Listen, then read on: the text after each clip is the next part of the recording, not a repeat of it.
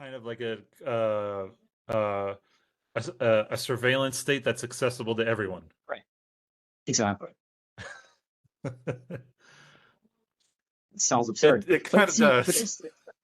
I know it does sound absurd, but I'm sitting here like there's in this setting of a complete surveillance state where everybody knows what everybody else is up to. You do have problems, but you also solve a wild amount of problems. And so I don't know why I don't think we can necessarily ignore this possibility. I don't. How have you been? Pretty good. It's been very crazy past few months. A lot of different experiences and just craziness. So, but it's been. Can you give any idea what that's like, or is it the kind of thing that requires a bunch of context and stuff? Well, yeah. There's three things, I guess. One, being in a relationship for the first time. Two, my grandfather passing away. This is the first time I've had a close grandparent pass away. Oh, well, this is, the first grandparent of mine. I've had great grandparents pass away, but I didn't know them very well. And so my first grandparent passing away, who I'd been living with for like almost 9 years. And so that was an experience. And then also just moving out and moving into an apartment with my brother. And so it's kind of got a more on my own kind of feeling to it. And so yeah, it's been pretty crazy. Yeah, definitely a lot of new experiences. I mean, I was just noticing your setup here looks actually so cool. I'm just kind of infatuated with like all the musical instruments and arts and exotic artifacts you have around.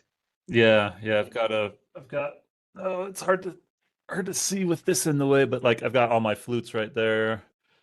Oh, cool. So a big piano and just this this is my room at the apartment, and it finally feels like my room. I was like gradually moved into it from where I'd been living before, and so it finally feels like mine. And you have there's a bowl on the side that's like a ringing bowl. Oh yeah, it's a Tibetan singing bowl. Tibetan.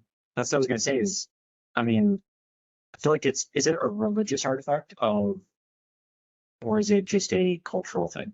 I would say it's probably a cultural thing, and just cultural, musical, and also just kind of like sound therapy is what a lot of people might say. So, I mean, that's where I was.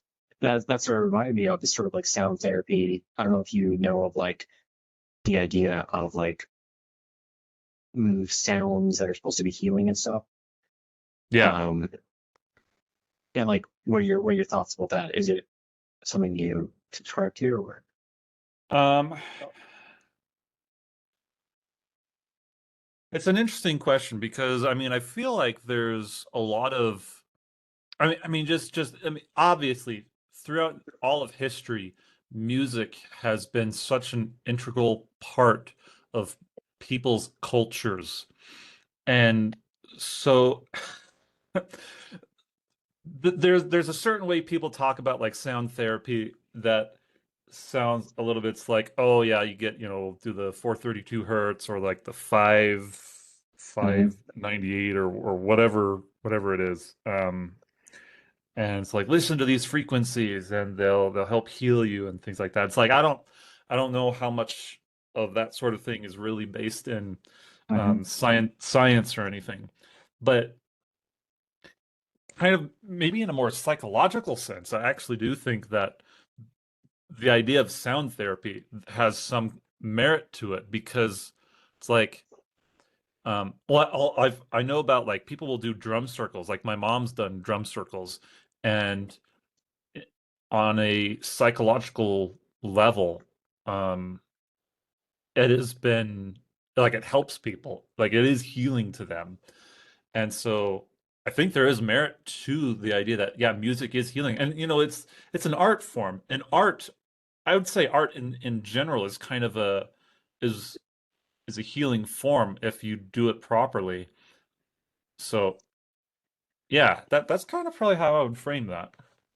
It feels healing. I don't know if you've ever had an experience where you're in an emotional place, you listen to some music, and yet like it feels like it gives you something. You know, Yeah. I've had feelings where like I'm sad and I listen to music. I'm like, well, this music is like so much resonating with me.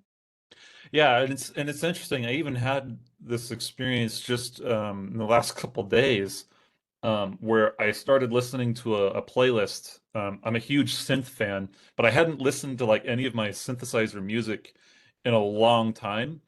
Um, and so I started listening to my synthwave playlist and listening to all these pieces that I hadn't heard in a long time. There was something about listening to it all that had me like, oh man, I missed this. This feels good. Like it kind of felt energizing to me, and so weird to kind of have that experience, but at the same time, it's like, yeah, that makes complete sense why like something like music like that can just have that kind of effect.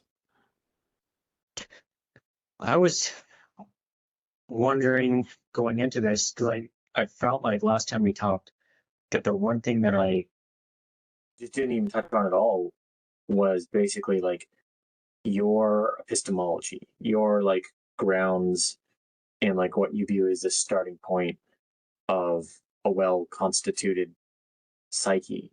Hmm. Um, I mean, there's, I was trying to make it like segue into it, but I was just, I guess, going to put that out there and also wondering if you had anything specifically you wanted to like talk about or just I ask so I don't, end up stealing through the whole thing and then sort of missing it. But yeah, Yeah.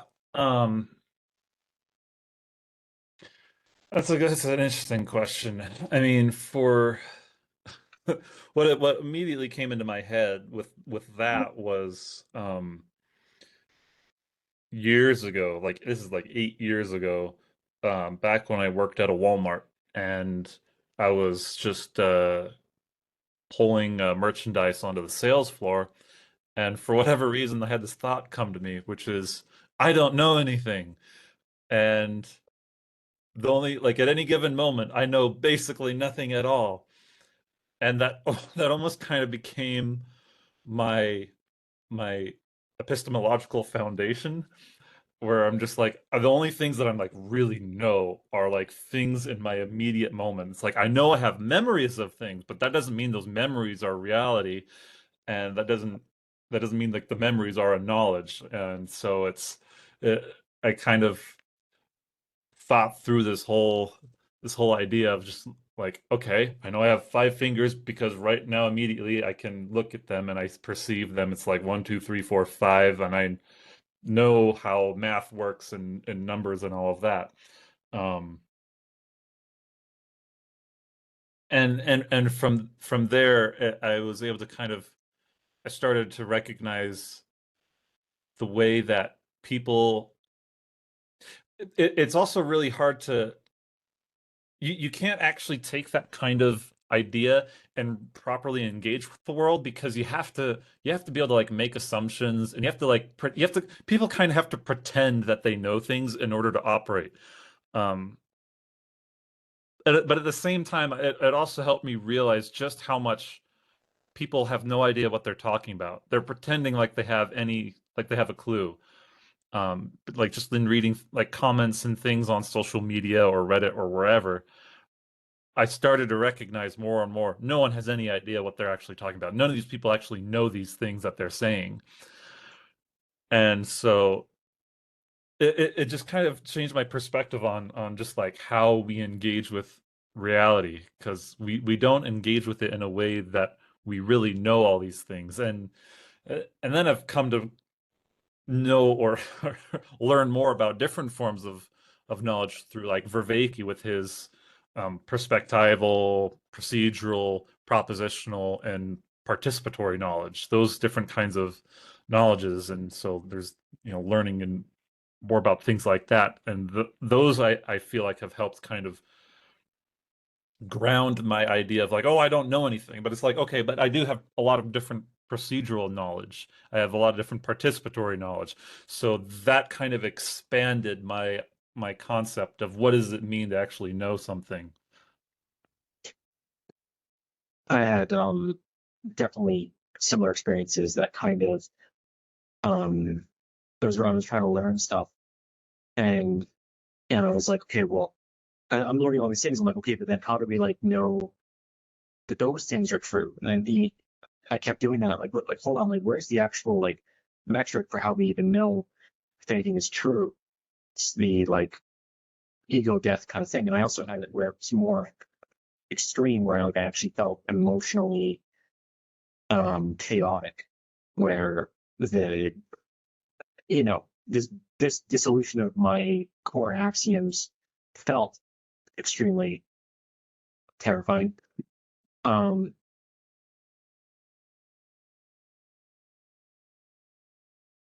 what do you have like a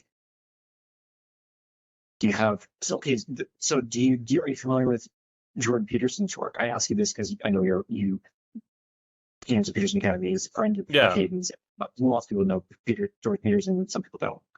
Yeah, I'd say I'm pretty dang familiar with his work and everything. Like I've read both the 12 Rules for Life, the Beyond Order one, and just 12 Rules. And I've also listened to Maps of Meaning all the way. I can't say that I remember all that much of it. And I have his We Who Wrestle with God book. I have yet to read it. I actually need to get around to reading it.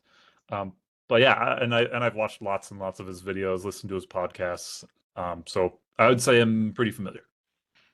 So you will find that your epistemology is grounded in the Vervaeke epistemology, sort of like the different types of knowing, Hmm. perceptual, the perspectival. Yeah, How is that? How is that grounding? I think it's grounding just in the sense that it easily categorizes what seems kind of obvious. It kind of makes something that's subconscious conscious. It brings it up a level of consciousness because it's like, oh, I well, most people will talk about knowing things in a propositional sense, but then where I have like, it's like, oh, I know how to play a piano, but I couldn't necessarily explain how to play a piano exactly. It's like I don't have the propositional knowledge of playing a piano. I have the procedural knowledge of playing a piano. And I didn't know how to talk about that until I learned from Vervaeke these different categories. And so in that it feels more grounded because it's like, oh, I can actually sit in a way to actually talk about different kinds of knowledge that I have. So it makes that knowledge more real and more gives me a capacity to even talk about it. Well, I definitely agree that it does have that function. What to me makes it an interesting paradoxical starting point is that it itself is purely propositional knowledge. So Vervaeke's model is 100% propositional. And so like if you're asking about the foundations of how you know something, it's a bit of a paradoxical thing because it's like, here's a whole bunch of purely procedural, sorry, propositional information that says that there's something that propositional information is not the primary thing. There's many other types. And so it's like, well, but then how is that an actual integrated model and a self cohesive one? Right. Yeah. Yeah. Because it's like as soon as you're starting to even talk about knowledge at all, you're in the propositional realm. There's no getting out of that. Yeah. Yeah. Yeah. It is kind of an interesting. I don't necessarily know if it's like a problem necessarily, but well, Yeah. it's kind of like a epistemological puzzle, I suppose you could say. Because the only other way to like convey convey like a knowledge of thing outside of language, which kind of inhabits the world purely in the propositional, would be through just action in itself, through, doing a thing. It's like, I'm not going to tell you how to do it. I'm going to show you how to do it. I'm procedurally transfer a knowledge through just action. That I could see as being a potential thing. And I mean, I think that's the whole concept behind like even something like apprenticeships for Mhm. a trade or anything like that. Yeah, I mean, I have been learning better how to play viola in a orchestra, and um, the violist next to me is just this like expert, so I paid her for like a lesson, and one of the things she said was that, and this is something I know to be very true, is that a large part of the learning process is just listening to somebody else and doing it yourself. Because you explain it, but there's something that happens so fast in information transfer, just being next to somebody and then just learning it, like the vibrato, like the feeling, like how to actually do it. Yeah. It's so apparent in music where it's like you just no amount of explaining will replace that just like immersion in it that you just and I wonder if there are any musicians who have ever gotten good without really being immersed in the art form. Yeah. Yeah. Yeah, I wouldn't know Yeah. the answer to that, but I mean, but I with I mean that idea I think is also in other things other than just music. Like, um, for me, um, like this has even been my own experience with like a video game where there's a particular video game that I play, Age of Empires 2. Very, very complicated kind of game. I'd played it for years, and when I watched a professional play it for the first time, because there are professionals for the game, they have tournaments, win prize money, and everything like that. The very first time I discovered there's professionals who play this game, and I went and actually watched them play, I realized, oh, I don't know how to play this game at all. And then just watching them, and it's like, this is how like good people play this game. Oh, this is how you're supposed to play the game. Like my skill level, like more than tripled just in 100%. watching them. Yeah, I remember it's a weird thing too. It's like you don't even know, like literally, Age of Empires is the exact same thing. So there's this thing called like the boar lure, where the professional will go out and they'll start chasing a boar, which is a dangerous animal, into their thing. And I remember Hera, because who's like probably he's the top Age of Yeah, Empires game. he's like number one. Yeah. Yeah, he said that like in the old days, nobody even did that. Like even the professionals, even the best people at the time, didn't do the things that are now considered so basic. It's an interesting thing about like all the possible paths where um it's astonishing sometimes how extremely simple and obvious the solution was, and nobody just did it because everybody was just doing it a different way. And like that's the same thing with like your own like path, like your way of doing it. You don't realize you're like, oh, hold on, there's like at every single point there was a different option that I didn't even consider. Um, Yeah, that's the really interesting thing with games, because especially the complicated ones, because yeah, there's so many different options and ways that you could be doing a thing. And so yeah, it takes those years for like the meta to develop and for people to figure out like the most optimal way to do things until everyone starts to, figure it all out, and then it all converges instead of everyone just doing all these different things. Eventually it's like the um chaos that eventually converges into the right order. So, there's build orders for the game now. It's like, yeah, if you're going to do this particular strategy, this is the build order. And Mhm. none of that existed way back when. Equivalent exactly to openings in chess. Yeah. Um, and maybe to demystify that a bit, it's like um, I mean, it could be that what happens is basically you have a bunch of people who are exploring options, and they're just looking at everybody else like, hold on, this thing is working best for this person, so we'll all start doing that. And then building on top of that, there's like a new evolutionary exploration thing where everybody's like trying different things, and then everybody's like, oh, hold on, this guy's doing the best thing. And so it's basically like collective computation. It's more effective because you have way more people exploring the territory as opposed to just yourself. And so that makes it, I mean, so and then you think about traditions that have been around for a long time. And when you jump into it, you're jumping into, if you do it correctly, like many people spending years of their life exploring just the best way to do it. So in any field, that's why that like participatory knowing, being, or being mentored, or like getting into it, immersing yourself in it, has that extremely high benefit, and seeing other people do it.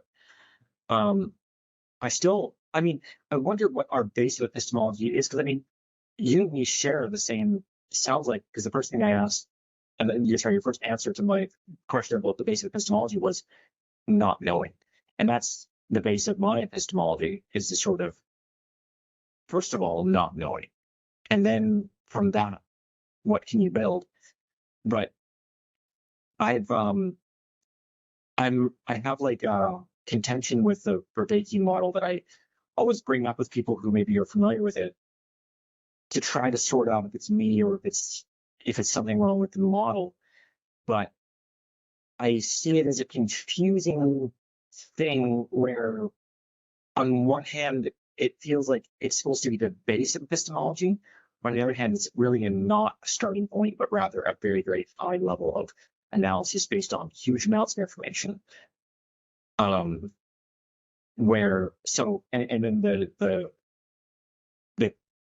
an example of like an issue that I would have with the way somebody's approaching is, somebody will say, like, I am not going to do the propositional knowledge right now. I'm more interested in the procedural and the perspectival. And so I'm going to go down this path. But like, my problem with that level of analysis is like, it's inescapable, the propositional. Like, the moment you're talking about it, it's propositional. And so, and then additionally, so if somebody's going down a path which they're saying like, I'm doing it because it's this other type of knowing, I'm going, okay, like, intuitively that works, but like, that's not something you can talk about. That's not something that can be a part of like an argument. Like, if somebody makes an argument and it's like, this is the best thing to do, and the other person's like, no, because of procedural knowledge, I'm not going to do the logical thing. I'm going to do this thing. It's like, on an individual intuitive level that works, but like as a collective way to organize yourself, we can't be doing other kinds of knowledge other than propositional. Yeah, and it's like you can't, like with participatory knowledge, that's very rooted in ritual, and you can't you can talk about ritual, but just because you propositionally know how a ritual is done, that doesn't actually put you in that participatory knowledge arena. That's a completely different arena. You have to go into the actual arena. Otherwise, you're stuck in your head, and you don't want to be stuck in your head. You want to be embodied in that knowledge. And the only way to be embodied in that knowledge is to go out and participate. Yep.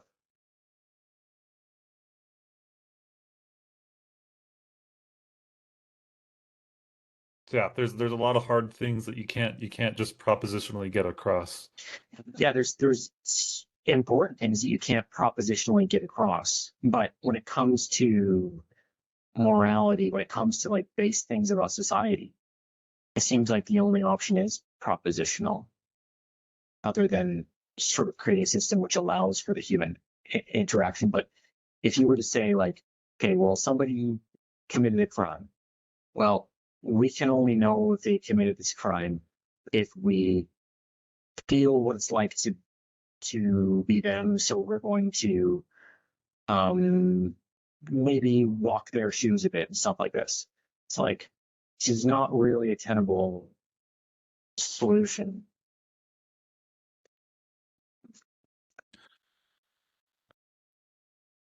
Yeah.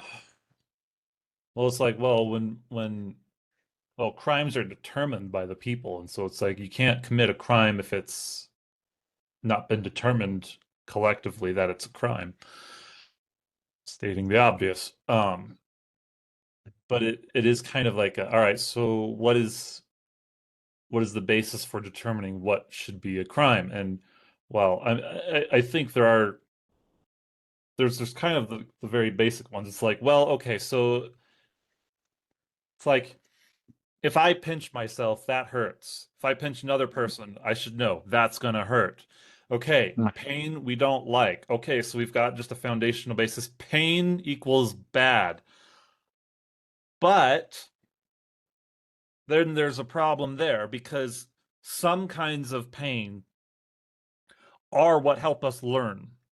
And so it's like, okay, so we can't just outlaw all pain. We have to have some kind of equilibrium for determining what is criminal levels of pain and what is necessary and acceptable levels of pain. And that is where everything gets really muddled and complicated. Yeah. I'm thinking about the nuance that I find problematic about the model, which is that in a maybe so in the situation where you've made this logical deductions, you know you have a system of approaching crime, you have that is so you had the experiential, which was pinch yourself, you feel the pain, but then that was immediately translated into a proposition of this is this, and the other person is like me, therefore when this happens to them, they feel the same thing. We have this concreteness. And with the Vervaeke model, I feel that what it wants to be is the base of knowledge as such, wisdom, everything. And as the base of knowledge, if you could arbitrarily say, okay, a thing is maybe propositionally best understood or procedurally. And if you don't have something under that that's propositional to define which is which, you have this thing which says, okay, well, something is either or, we don't know. Then how do you base any kind of morality in that? And it feels dangerous. And I mean, let me know if I'm wrong also at the level of what my intuition is about the Vervaeke model, because like what you said was that when it came to your grounds of knowledge, Vervaeke's model was there, right, to help you in that way. And what I'm saying is that it seems to be the grounds of people's knowledge that they go, well, it's simple now. Well, this is better we can analyze this better because we know that there's propositional and we know that there's participatory and that they're not compatible. And so that's like a base of somebody's knowledge. And what I'm saying is, okay, but if you then use that, like you have a no starter for morality. There's like no place, there's like no room to go, okay, well, we can decide this morality because it could just be that what you say is a logical thing really isn't. So am I right at my level of analysis and like the way even you view Vervaeke's model as a base of knowledge?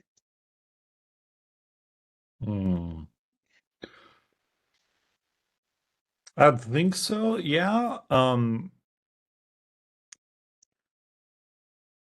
Because part of me is almost like, well, I said it, I feel like it helped ground my conception of knowledge and everything like that. But I almost wonder if that's like an inaccurate terminology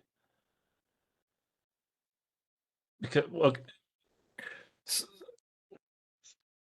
because there's another way that you could end up going about knowledge, which and this is coming out of the book The Language of Creation by Matthew Pajot, Jonathan Pajot's brother, um, because that is a book that goes very heavily into, yeah, this is all propositional knowledge.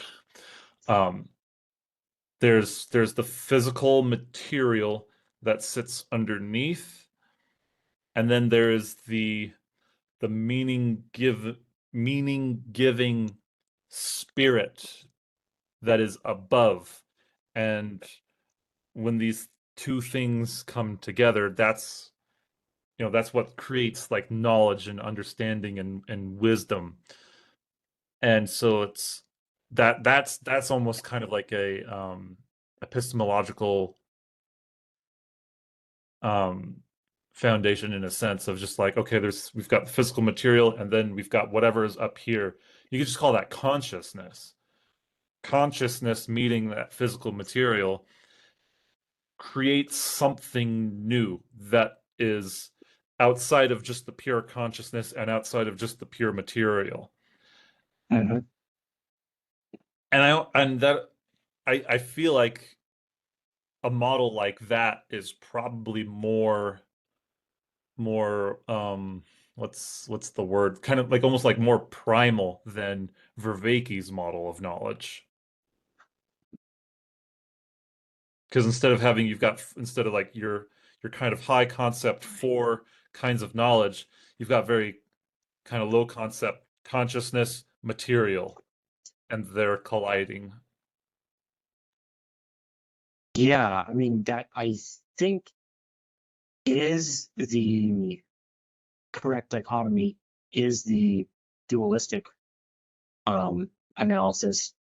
Um, I mean, that's another thing about it, is that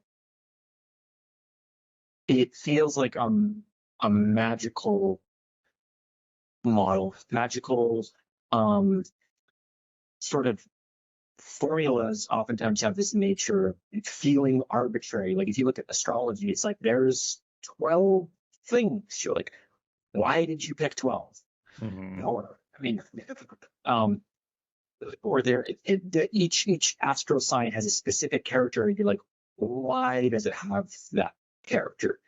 And there's lots of things in sort of that more mystical place where you're like, the model, it's it's cool, but why is it the way it is? And like what you're describing is the two things. Those things are very, very, I would say, they seem more like the starting point of as opposed to the four. That Vervaeke have the four Mhm. keys. The two seem more. Um, They're I more encompassing. Yes, 100%. If this is what, because I was talking about this in a group call, and you said that what is happening is that there is stages kind of at each. So a person uses pure consciousness kind of at one stage, and then they get somewhere, and then they maybe build something that's propositional, and then from that they build like consciousness. So there's this, the consciousness is happening, and then the propositional is happening, and then these things are happening kind of together. Um, but I feel like there's something maybe in like in Vervaeke's model, like an important distinction is being dispensed with between the propositional and this, and that it's like a lack of self-awareness about what the propositional, how important it is, because in this stage of like feeling and then doing and then this whole thing that's happening, um, the the propositional, it's still the like kind of indispensable base in some way, versus maybe the consciousness is like a path of exploration, or a way to get to where it already has been, or to green knowledge, but they have like quite different properties, where I think that you can say in one domain compositional knowledge is good here, and then in another domain it's not, as opposed to what it feels like in Vervaeke, where it's like, well, we don't know what's better. Sometimes this is better, sometimes this is better. So like it seems to undermine propositional knowledge versus saying, well, okay, this is when we can use it, this is when we can't. It's just like we don't know when we can use it. Hmm.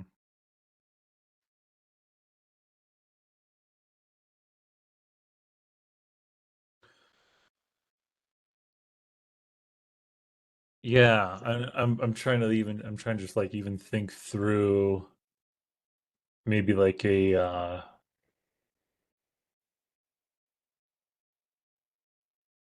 like an example. Mhm. Um Yeah, and go like for it. well for like the high level consciousness meets low level material model. It's like I'm just staring at I've got like this little to try to give word to any of this. Like so like I've got this is a Persian agate. It's a rock. Mhm. Now, I don't know that I don't really know that it's a Persian agate. All I know is that someone else in their consciousness assigned whatever this is the term Persian agate. And so that's what they called it. And so I got it, having received that propositional knowledge from them, the knowledge of that their consciousness bestowed upon this material, this low base level material, they brought something to it with their consciousness that then comes to me and becomes my understanding. And so my consciousness then attributes this thing Persian agate. And it's like, well, what do I really actually know about this though? It's like, well, just in looking at it, I can see it's kind of got like an oval shape and it's got, different colors to it and different patterns and whatnot. And it's like, would I be able to like know exactly how many lines and curves and everything in it? It's like, oh yeah, if I maybe spent the amount of time to like count it all, and it's like, do I Mhm. know the names of all the colors on here? Well, not really. I mean, I could say, well, it's kind of got like some tan and brown and black and a little bit of like orangish red and white and whatnot. It's like, all right, but these are all other things that all these colors are also base level material that consciousness came down and assigned those things. Whereas in like in Vervaeke's model, all I can really say is, well, just my propositional knowledge is XYZ, which doesn't it actually feels less sophisticated in that way. Could you explain a bit more about what Vervaeke's models missing in your compared to the dualistic model? Yeah, well, it's like, okay, so I can have a number of propositional pieces of knowledge about whatever this is. Well, what brought that? We go to the other model. That's the consciousness that assigned that. What is consciousness as consciousness itself isn't it's not a propositional knowledge. It's not a procedural knowledge. It's not is it like is consciousness a participatory knowledge? Is it a perspectival knowledge? I don't even I think it just transcends that whole idea entirely. And so I think that's kind of why I think the dualistic model, just because it's consciousness sitting up here at like the top of it, um, that leads it to being kind of a more it feels more acceptable as like a foundational level of epistemology, if that makes sense. Yeah, and let me think of another example to illustrate those things. S- Somebody is learning to paint, and so they um, learn from some grandmaster. They learn these like they're with them, and they're learning propositional things, but they're also learning this sort of like feeling sense. They're learning this like this undescribable thing where it's like, well, we don't want to do that when it's like that, but when it's like that, then we want to do this. These sort of like intuitions are being imparted on them. And then one day they themselves paint something which is spectacular, revolutionary, and also has people interpreting it and saying like, well, what the painter was saying was this like very concrete thing about politics. They're this thing is a symbol of this and this thing is a symbol of this, and so they are showing that. And the path that got there was from this place of like of this consciousness bringing the student was bringing their consciousness to the master's consciousness, and they were getting this sort of impartation that was never going to be possible with pure propositions reading at that level. And so you have then these two things at play. You have, I mean, at both ends of it, you would have the propositional. You would have in the artist's journey themselves, the master would have learned things, but those things also may have had more propositional roots, and there may have been like many propositional things along the way. But the concrete and the consciousness had this thing where you could see both at play. You could see the very describable material structure of it, and then also that ineffable, non-capturable in language part of it that was a big part of the process. And I mean,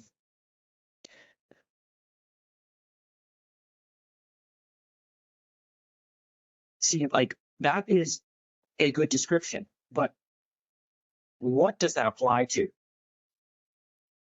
It applies more to some things than to other things. Yeah. And so when it comes to art, innovation, exploration, creativity, that consciousness element comes in a lot more. When it comes to morality and ethics and law, it seems that the consciousness element is much less a part of it, because you have these rules, and these rules are there for a reason, and you can track down the reasoning of these rules down to very concrete basis. Maybe it's okay. What's popping into my head is like, all right, well, what are like some like primary influences on morality? And I think of two things mainly. One, philosophy, and two, religion. Religion obviously plays a massive role in all of that. And it's interesting, like in because I think about like art and like everything we're saying here, and it's like, oh, we've in our modern day, like we have kind of been able to even we've like studied art styles and how they have iterated over the ages, and it's like, oh yeah, this was like the age of Baroque, and this was like an age of oh, what's the word, um oh, it's escaping me. Ethical. Well, there's like different. There's classical art and impressionists, and impressionist art, and so like there's all these different styles that have evolved and been iterated on over time. And part of me like almost like wonders like, well, in this modern age, like what like stage of art are we in right now? And like we seem to almost be in a stage of artistic analysis more than our own kind of definitive art style. Um, some people might even. Wait, hold on a sec. My internet's just cutting us. Oh, it's just cutting out a little bit. Yeah, my internet's cutting out. I'm going to check something. Yeah.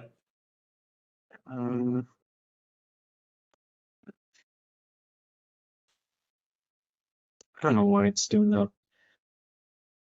It's still kind of cutting out a bit. Let me. Yeah, your screen's been freezing up and going blank a couple times. Here, I'm gonna try to move my internet antenna. Okay. I'll be back in one moment. Yep.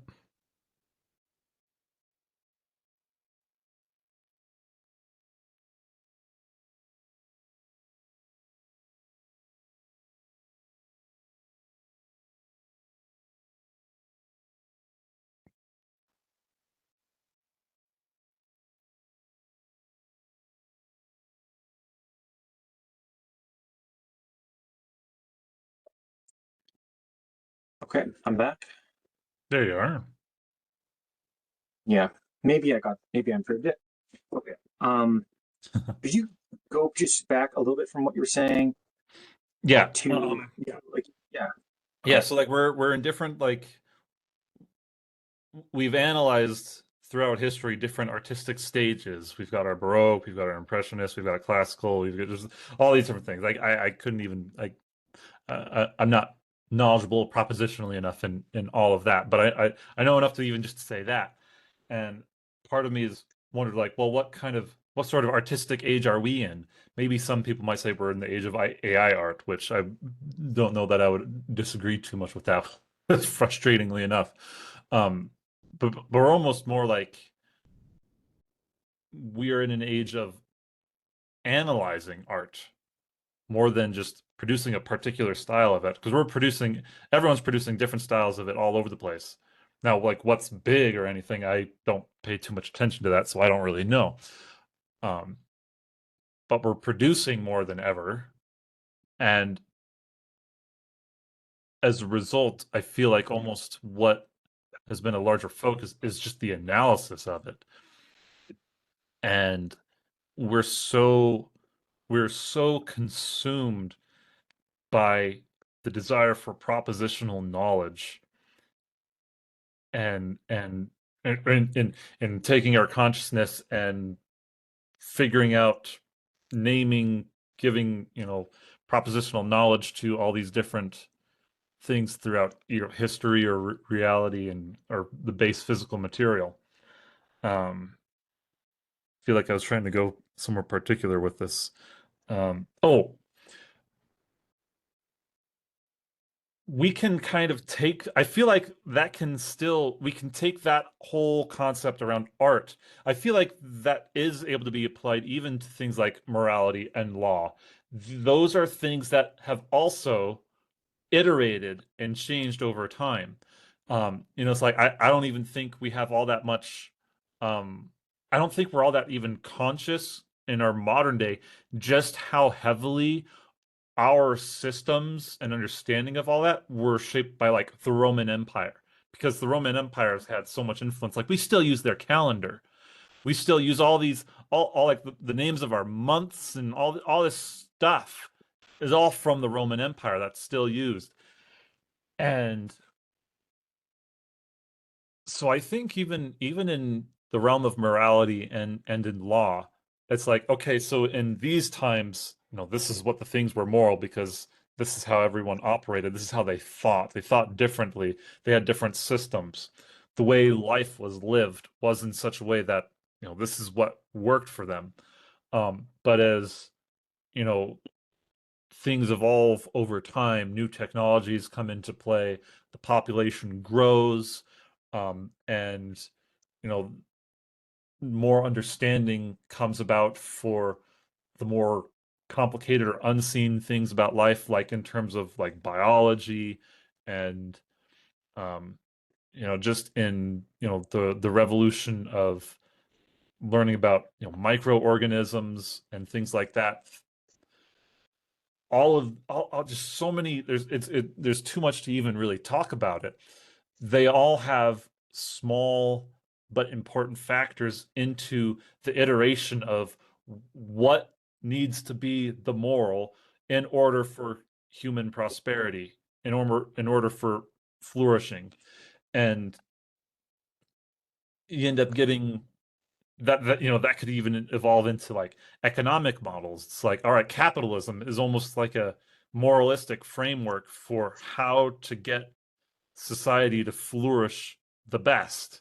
And well, some people are like, well, no, capitalism's bad and it causes all sorts of suffering. It's like, well, every single system has some amounts of suffering, and there's only so many that cause, people to, produce wealth and have wealth and nice things and everything like that.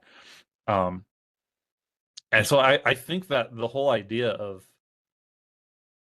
an iteration over time, as everything has changed for humanity, I think you could take almost every kind of realm that is relevant to us and kind of have that framework about it. So unbelievably interesting. The first thing that just, as an artist, I'm fixated on, even though it's derailing the conversation a bit, so we're talking about like what age of art are we in right now? Talking about these ages that progress. I wonder what you think about this analysis. Something I just thought about now. You know that pattern, maybe it's the golden ratio, where they show like a square and then a square next to it, and then the square which is the size of both of their lengths, and then one size of all their lengths, and then you have this thing where the next thing that comes, the length is the length of the entire system before it, basically. Yeah. At every single iteration, it's always that. I think that is what the experience of going into a middle artistic age always feels like. I feel like when they went from the classical to the romantic, it felt like, okay, everything we had before is analysis. It's the classical, it's the simple but beautiful. And what we're doing is entirely outside of it. Like we're now using our pure intuition in this romantic age to just feel when things are correct in this like new way that's never been done before. And I think that when you look at it, you look at this thing, it looks like it's chronological, it looks like it's Baroque, classical, romantic, impressionistic. That's what it looks like. But every single time it's more like the thing, but then the next thing is double it, and the next thing is double it, and the next thing is double of the thing before it. And now And we're now lots of people are back to even drawing stick figures. We've got Stone Age art still happening. really, I mean, like, yeah, I've seen like, you mean like YouTube videos, like it's like sort of stick figure animation type, or yeah. It's like it's that idea of like doubling it. We're in an age of all encompassing. It's all of it. Right. Now? What's the new stuff that we're making? I don't know. It almost feels like we've run out of ideas because we've gained so much propositional knowledge that it's like, okay, we know so much. We have all this history, we have all this different culture and everything, and so now we know all of that, and so now we're just doing all of it. Okay, another thing on that I think is like a really important understanding is what I feel like, and I know this, I'll talk about this in relation to classical music because it's something I'm familiar with the direct trajectory of, but it seems like in the classical times, you had like composers who were individuals writing from their own inspiration. Mozart, a young prodigy in the classical period, sort of Vivaldi, I think he was like working in helping women, but he was writing music to help support. Beethoven comes along. He's this sort of romantic ideal of just somebody who is by himself. He's just composing stuff. But a weird thing happens in the modern era where the academy, the universities think that they've defined what modern classical music is. They think that contemporary music is the modern classical music. So they say that it was everything to impressionistic and then contemporary music, which has no structure. That to me is an absurd conclusion. Why do they conclude that because they have an analysis of it, they could define what the modern music is? I mean, the people at the times of each one of these composers listen to their music. Nobody listens to contemporary music now. And so it's a weird thing where the academics have done such a good job defining it. You see that their definitions, their understanding is so concrete. And when they go, okay, we're going to like extrapolate out from this understanding and we know what we're in right now. It's like, no, you don't. Like the propositional, the analysis completely failed you. But I would say though that the modern composers, the ones that are relevant, the true classical, the ones that are continuing the tradition, like Hans Zimmer, they are interested in analysis, but they are with the current of the artistic time. They're not bogged down by the propositional. They're not bogged down by the analysis, but they are, of course, incredibly interested by the analysis. But it's not like become a weird thing for them. Yeah. Yeah, and I mean, what popped in my head as you were saying that is like I almost feel like that drive of analysis, like with what the academics are doing, is like I almost feel like that's what everyone's trying to do with AI. AI is trying to eat up everything and to make all these analysis and connections and understandings and everything. It's like they're they're just frantically trying to get it to eat everything almost. Yeah, I mean, like the psychology I feel that is dangerous, or the psychology that's just really off track with that approach is that you have musicians coming in to the university. They want to produce the next great music. And so what they do is they want to, like, using ego, like forcibly get themselves to a place where they can produce new and novel stuff. So they're like, okay, I need to get there. And so they study. So they decide I'm going to study and learn and make this thing happen. And I don't think that's the true musical journey. I think the true musical journey is one that is sort of like a truly properly integrated Jungian um, self would do. There's this process of like really being in tune with your own with yourself, which I think is really lost in like so like I think of maybe an idea of what an academic is doing is they're like imposing self-discipline on themselves. They're like, I need to be a good artist, so I'm going to be disciplined in my research. And I've so they've imposed this structure a priori, just boom, boom, boom. We're going to research, look up, study, and then innovate.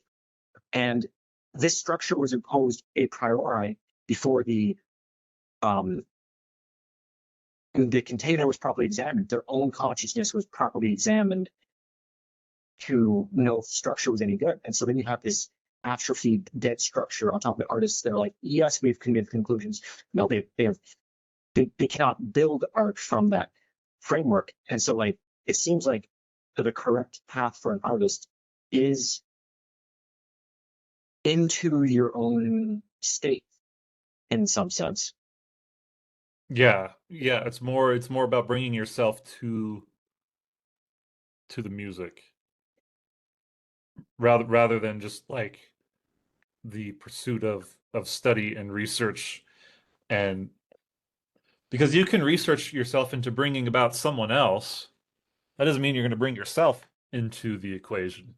And real art, in my opinion, is you bringing yourself into the equation. It's like I could study myself to write books like Stephen King.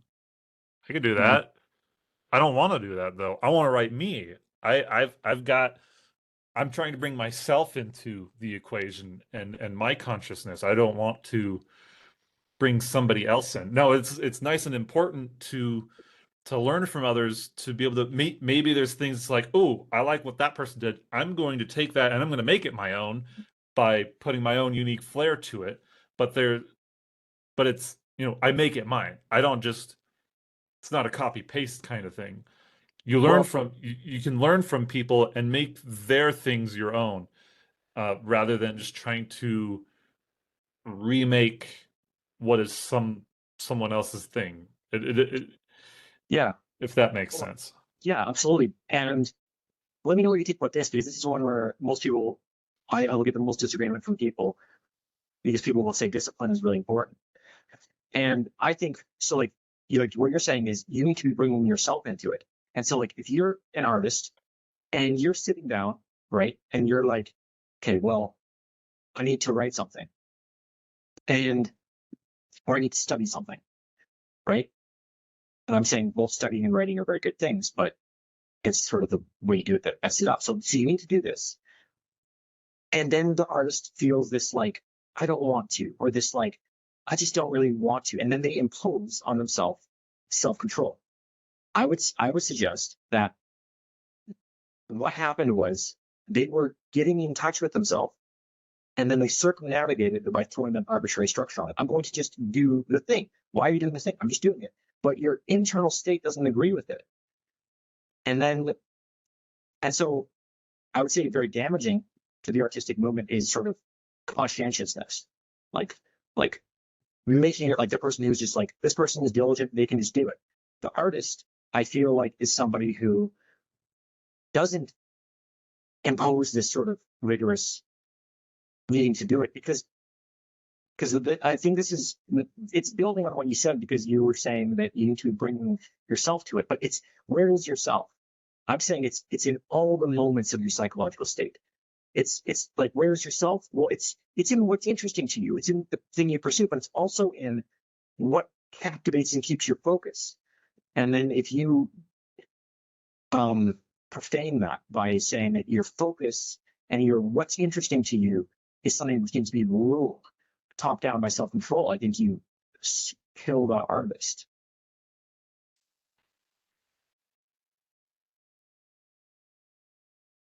Hmm.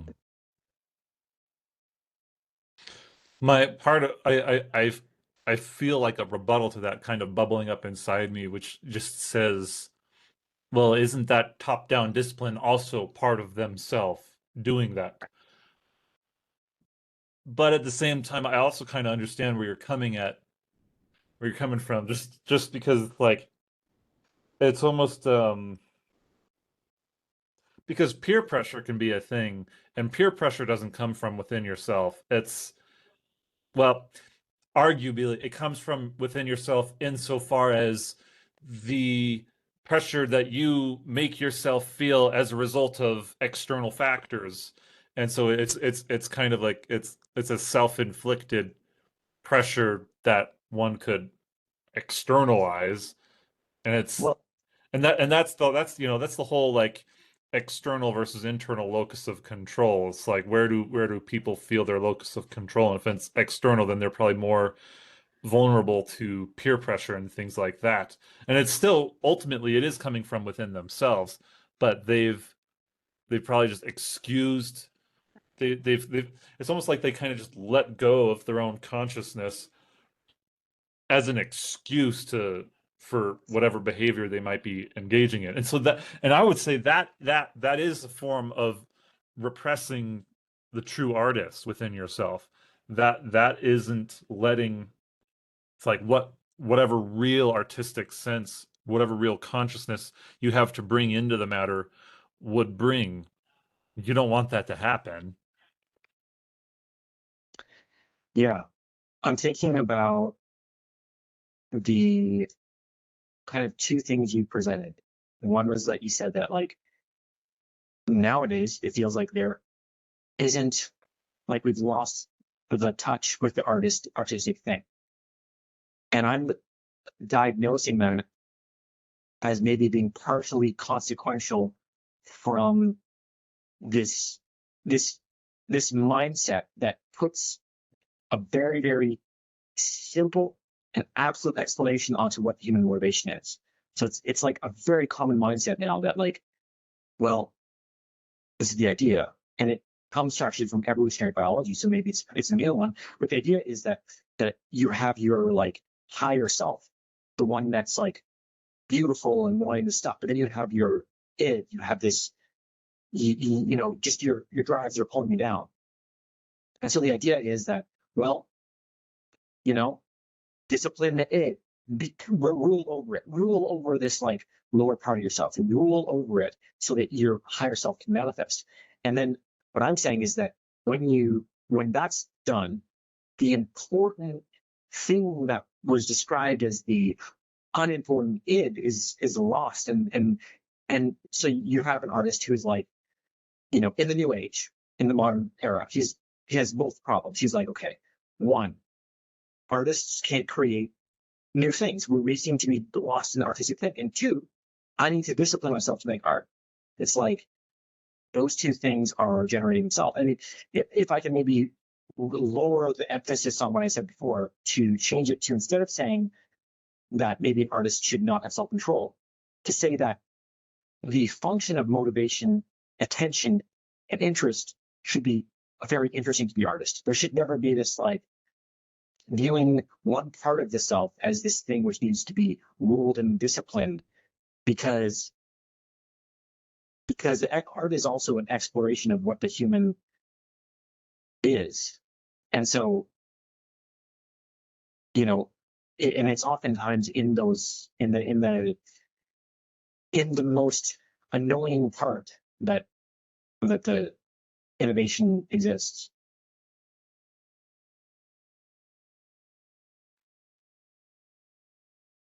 Yeah, what's interesting is what popped in my head there is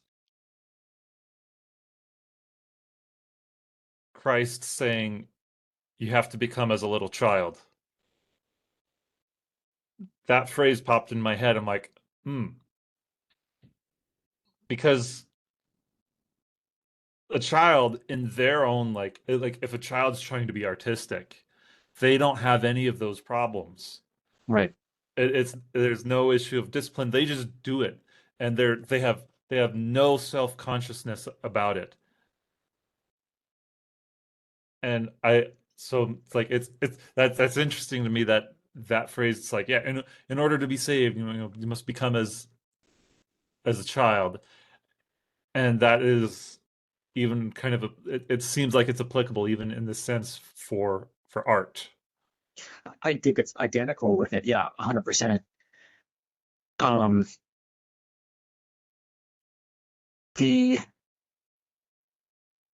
there's like this a similarity between maybe the child archetype and the feminine archetype. I had this idea that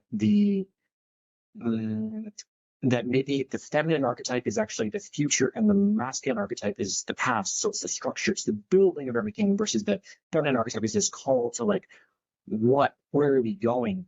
And so I feel like humanity's enlightenment journey is the journey towards the feminine, which is simultaneously exactly what Jesus said, becoming like a child.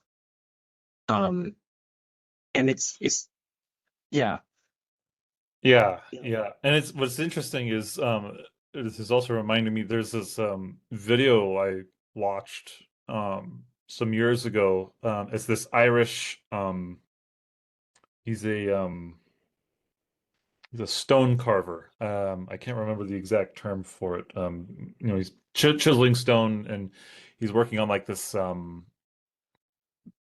of like it's not like a gravestone. It's just like a wedding gift or something with some poetry written on it. And he's talking about how he does classes for, learning to chisel and do um, artwork or what's the term? It's pretty words, writing pretty words. Calligraphy. Yeah, calligraphy. Which is it's not I mean it's calligraphy but in stone carving. And one of the things he talks about is how he'll do classes and the girls do better than the boys do. The women do better than the men do. And it's, it's like men are the worst. It's the male chauvinistic pig thing. They're so self-conscious and so they aren't able to kind of like loosen up and just and do it. And so like the women and the girls are less self-conscious about it. And the children are better than the adults at doing it. And so that it, yeah, I think that just kind of validates it, where it's interesting that in being able to kind of just let go and letting go of your ego in regards to art, you will do better with it. And it's not identical with infantilism. It's not Yeah. identical with the earlier stages because it's both. It's humanity's developing in one way and then becoming more childlike, or the individual is becoming stronger in one way to like support the childlikeness, which is why the morality and the foundational stuff is interesting to me as well, because I think it needs to support it. This is an idea in Jung that if a person is like too childlike, their God will be the mature one, and if they're too atrophied and dead, their God will be the childlike one. And so, in order to have like the proper coordination of them, in order to have proper coordination, if you have the proper coordination between the structure and the freedom, you have that childlikeness, which is so like the question of morality that I think is important because you become childlike in a moral sense, then you become ancient in the artistic sense, which is why I think that morality requires this grounded masculine building structure to house a place where then the individual is free to be young again. Yeah. That I really like putting it that way. The whole you need you need the authority and the structure to house the child.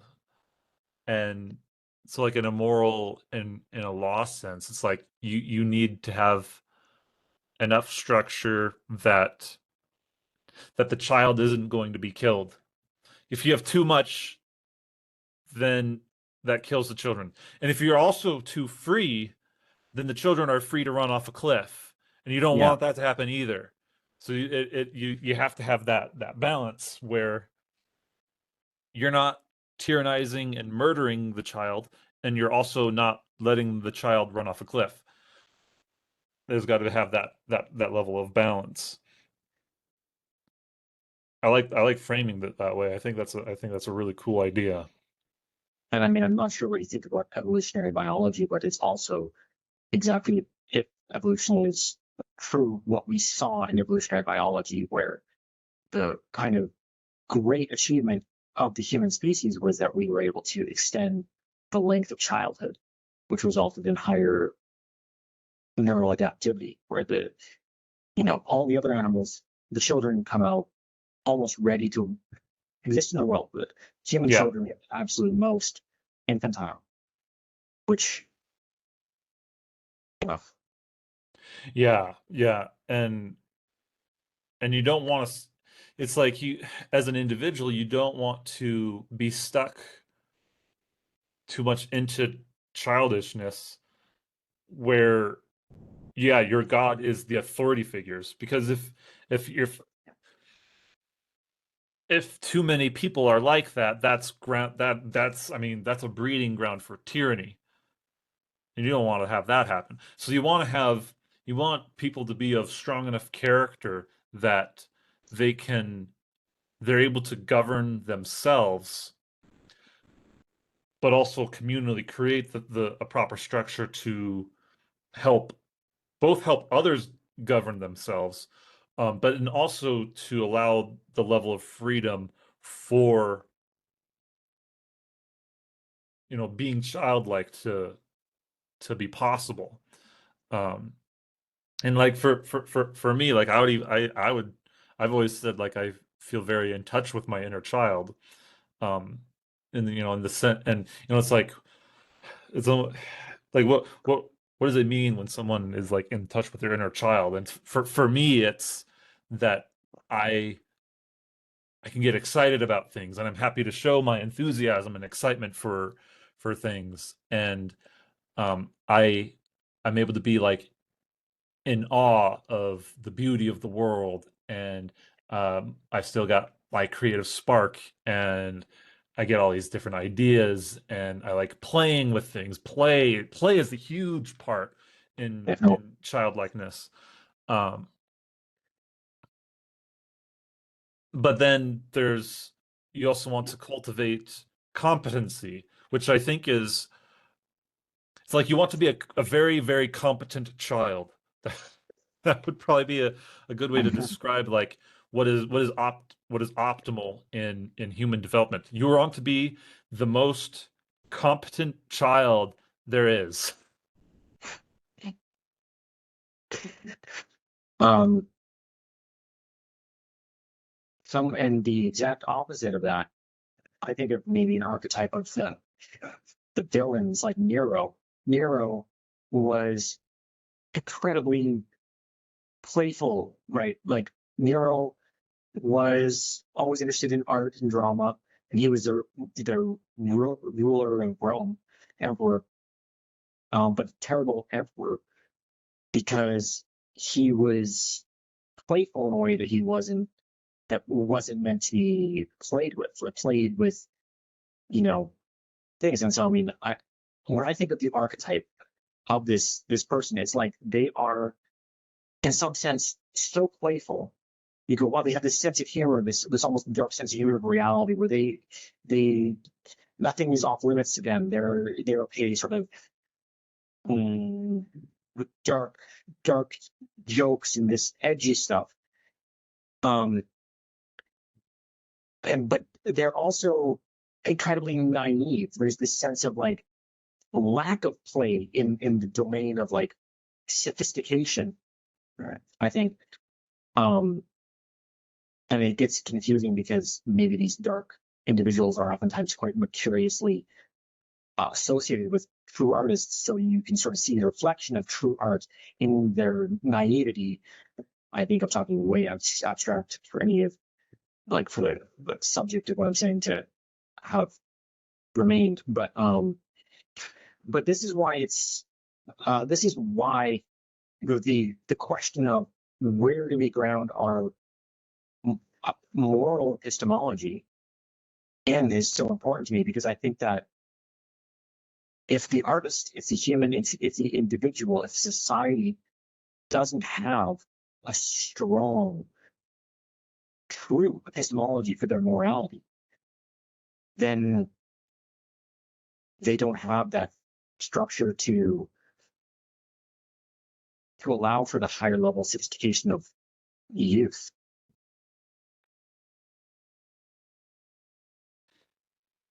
Yeah. Yeah, so it's like, so specifically, it's like it's the it's taking the Vervaeke model, and I mean it's not, maybe Vervaeke himself didn't plan it this way, but it feels like the Vervaeke model is taken as the grounds, the epistemology itself. Vervaeke's model is epistemology. What does that imply? Well, if it's true that things are either, and I mean, I'll even use a dualistic sense to make it maybe more personal to you. So if we remove the for and we make it simply that there is, um, no, I'll go back to the for because I'm not sure if it actually works for that. But if if it's if it's the case that when you're trying to find out what's true, that it might be by acting it out, and it might be propositional, then you have no foundation at all, is what I might conclude. And so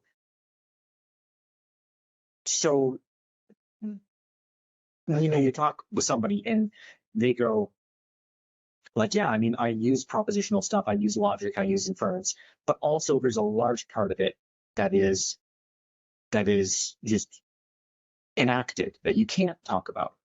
And I go, that's great. That's sophisticated. That's true. but there's some things that can remain propositional and have this structural element. Because if all of things are a mix of propositional and logical, then you don't know which it is, and you don't know, like, when rubber meets the road, you go, well, what is true? You can't define it because, well, it could be that you could define it, or maybe you couldn't. And so I don't know if that's making, I don't know if it all seems coherent.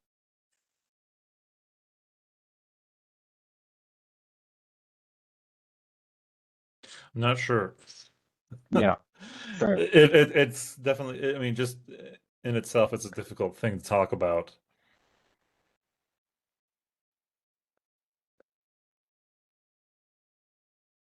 And I think for me, almost,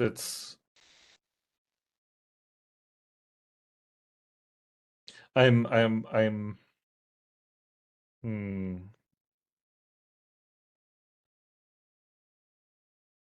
So like when you're talking about like having a a grounds or a like a foundation for morality, it's like what for foundation you're like meaning like what how do we where do we start from and how do we build off of that? Yeah, so like the foundation would look something like this. It's like, well, what we want for humanity is for there to be as much life as we can afford. And so we want to limit those things, which limit the life. Really, ultimately, what we want is just more of the beautiful stuff. And so when a behavior or habit or system is squelching the life, then we're going to consider that negative. And the categorical imperative maybe comes into this a bit, where we go, it's hard to harmonize society. Some people have privileges, other people don't have. And so we can analyze singular events based off this rubric.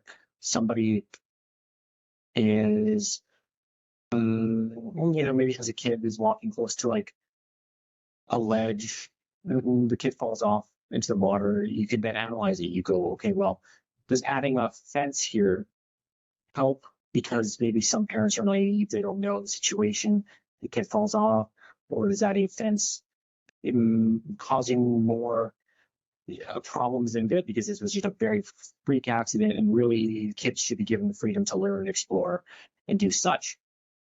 The how you apply it's difficult, but it seems like the objective can be agreed on. What we're going for is this sort of well-being of all, this flourishing, this kind of thing. Yeah. I know one thing um it's interesting this what pops in my head. You know who Charlie Kirk is, right? For sure. Yeah. This was one of the things that after he was killed, which is crazy to me. He was killed at the university I went to. Really? It was basically my backyard. That's what it felt like, him being Wow. killed basically in my backyard, which is crazy because like yeah, I know the exact place that all of that happened. I've been there. Um, and one of the things that one of the things that he said that circulated a whole lot on the internet for like, oh, this is one of the things he said that's just absolutely terrible, which I'm not going to get it right word for word, but he had basically made the claim that it's like, some like gun deaths are acceptable for having the right to bear arms, something along those lines. It's like we want to have the freedom, and having that freedom, obviously there's going to be consequences and we have to accept those consequences. That's effectively what he was saying. Mhm. And so it's like it is trying to figure out how to what are those kind of freedoms and problems that how do we balance those in just the right way, because we want to benefit the whole in such a way that, well, it's like the whole point of, like the Second Amendment is like, okay, we want the citizens to have the option of defending themselves from potential tyranny. That is a good thing to have. What is one thing that can happen as a result of that? Also, well, some people will probably end up using what they're able to obtain in that Second Amendment right and do something bad with it. And so it's like, okay, so there's the trade-off. Is that an acceptable trade-off for having the capacity to defend ourselves from tyranny? I would say yes. I think that's an important thing to be able to have, because if you study enough about tyranny, you learn just how terrible it can really be. And anyone in their right mind would absolutely want to defend themselves from that. I think it's also equally true that it's like, okay, we should have the right to be able to bear arms and everything. There should be avenues for that. Maybe the avenues for doing that should have some amounts of like gates or whatever, you can, I'm just using that abstractly, to pass through in order to acquire that thing. Because maybe there's certain people that it's like, you come up on this gate, it's going to measure you in some way, and if you're not up to measure, it's like maybe you're someone who shouldn't have one of these things. And then of course you could also just argue and, well, if they want to get one, they're going to find a way to get one, whether they use legal avenues or not. So it's like, all right, well, how much do you want to essentially gatekeep the requirements for being able to get that? And well, it's going to keep the honest people honest. And it's like, uh, well, you wouldn't have to really worry about the honest people in the first place. And so that's its own thing that's kind of difficult to figure out and manage. And so, and it just gets more complicated from there. I think that conversation is tremendously benefited by having what I kind of described as a foundational base for morality. Because if you can deduce it like you did, you built up from that. If you can boil the argument down to what is best for humanity, and then you can define that. How do we define a better state or not better state? Is, how does it compare if a tragedy happens, but compared to maybe many people who are just at a lower level, like analyzing different conditions and different possibilities. Yeah. And yeah. So one of the things that I think actually emerges from this, like even in just this, like the discussion about like gun rights and whatnot, it's like, okay, if we're so worried about bad people having these things, maybe the good people actually need to get into that sort of thing more, so that then they're actually in a position where they can be a preventative measure. Because I think a lot of people forget about that, and I feel like there's a lot of people who just don't have that mentality, because things have become so like secure for our modern day and age. It's like we're so secure in how everything works. Like I can pick up my pocket computer and I can put in some information to order food and it just shows up at my door. That level of convenience is like massive. And so as a result, there's in the technologies that we have, there's trade-offs of knowledge that we lose. And this is something that my friend Caden has talked about with me a number of times. Is there's all these different trade-offs to new technologies and things that we have, even like what psychic technologies, I think is the term Vervaeke uses, which is like language, or psychotechnologies. I think is what he calls them. Um, just different ways of like doing things, and um like even like clothes are kind of like a psychotechnology. Like we've figured out a way to protect our bodies from the sun. And from the level that we're at currently, we have all this convenient technology with the massive trade-off that without any of this, we would have no clue how to take care of ourselves. We would just be doomed. And And it's why you see like with a lot of kind of like doomsday preppers, they're all about living off the land and learning how to do everything for themselves and stuff like that. They have a recognition that we're so reliant on all this technology and convenience that we have. And so there is it almost seems like out of that there's this moral imperative of we actually need to pursue learning these things, that we've lost through convenience. We need to pursue like the people who are good need to pursue the things that they don't want the bad people to have. They don't want the bad people to know about these things. Or if they do, they ought to be prepared in their own way. They ought to be, trained how to use a gun, prevent, the bad people from acquiring and using their own guns in malicious and terrible ways. It's like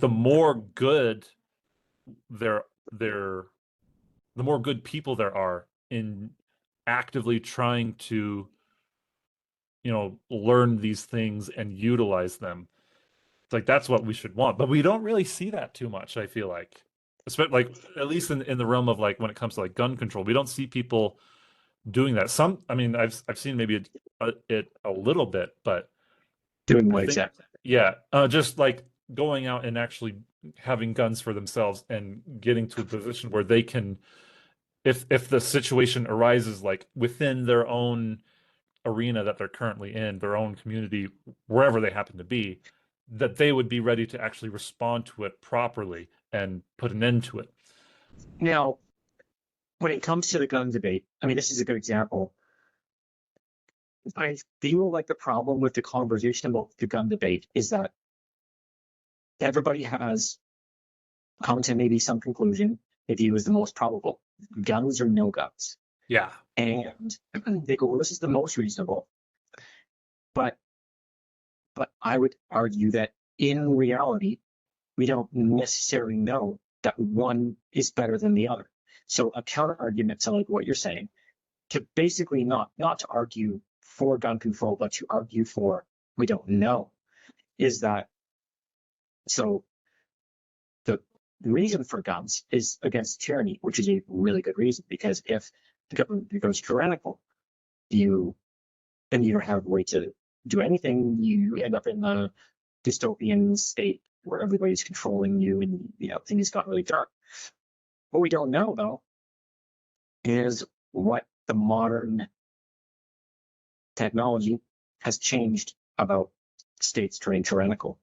So it could be the case that the fact that the internet exists and that we're able to all communicate with each other instantly, which is, last 50 years, we were able to do that. It could be that that alone is actually enough to prevent government tyranny and this sort of transparency. And that we've like gotten to this place where we're sophisticated enough that we could put away guns and never go into tyranny. And so we don't know that. And so if that's the case, well, you can then put away, you could have nobody have guns and never have tyranny and nobody gets killed. I mean, is that better or worse? Like, it doesn't seem like you can strongly argue either case. And what the argument I'm trying to make is that that's the position I think that people should take, is that we don't know. Like, we really don't know. But you don't see people making up this. You don't see people going like, actually, we don't know. You hear people go, this is what it is. Or it's like, but we don't know. Yeah, that's very true. And yeah, I completely agree with that because yeah, you're right. We don't know. And part of me would also just kind of we could argue would argue against that with something like, okay, well, yeah, we have the internet and we're all interconnected and we're able to, in that sense, it's like, well, how preventative of tyranny is that really? And I mean, in a way, I feel like there does exist a sort of tyranny of it almost it's not so much like a tyranny in like the physical sense where our lives are in danger, but it almost feels more of like a tyranny of the mind, um, just in the control that people have in realms of like social media, the news, what we see on the like what we see on the because the internet is a controlled space. It's like it's sort of uncontrolled because people can host their own websites and everything, but they're the vast majority of it and like where like the places where everyone is, the places where everyone goes to, those are all highly controlled. Hmm. And so it's like and it's controlled in such an invisible way. It's so invisible to us. We don't notice it. One thing that I had read someone, I think it was on Reddit, I saw this, where someone had like the mentality that we should have towards like social media platforms. Don't frame them as social media. Frame them as ad platforms. If you start framing them as ad platforms, then it completely changes like the salience landscape of what it actually is. Um, and it's also because it's also kind of like that is kind of what they are. Everyone's trying to sell you something on social media. Companies and other people, they're trying to sell you their lives, lifestyles, ideologies, all of that. It's just ad platform. It's just all ads. And I mean, I guess sometimes, funny or cute cat videos, which are great, but it's by and large people trying to sell you something. And so it's like under that framework, it's like, oh, well, geez, all these sites are just trying to shift our attention and our focus and our desires. It's all trying to control us in some way. And so I feel like there's in that sense it's like a tyranny of the mind. And that can I feel like be equally dangerous for people. And it's like, what how do you fight against that? Because you can't fight against that with guns. That's its own like very different kind of problem. I mean maybe you could go try to like go to the data centers and just start shooting server racks and stuff like that, but that's you're not going to be able to kill the internet like that. It's not really going to work. You might be able to cause some damage, but you're not going to get very far. It's not going to be all that detrimental to the entire internet. Um, and so especially like being like since our last conversation, I started a job in IT, and so like I learning all this IT stuff and how the internet works and how all the data is managed and distributed and everything. It's like one person's not going to be able to do anything. Like it's just it is a such a monumental system. Um, Although at the same time, what's equally funny is a lot of the control of that system is in a few select companies, whereas where if they go down in some way, it wipes out so much. Like I think it was CrowdStrike. There was a CrowdStrike outage those years ago, wiped out like literally all the airport systems. No one could fly anywhere, and stuff like that is dangerous. And it can if the wrong thing goes bad somewhere, it can be so crippling everywhere. Well, what about this solution? This seems to solve the problem if it doesn't have an issue. What if there was just a very high amounts of transparency with the way these systems were administered? What if everybody could see all the decisions that were being made about Facebook and YouTube, and they could see all the behind the scenes, all the code, all the projections, plans? Yeah, like making it all like open source. Yeah. Um Yeah, I think that would be one way to do it. To have it, what's the term? More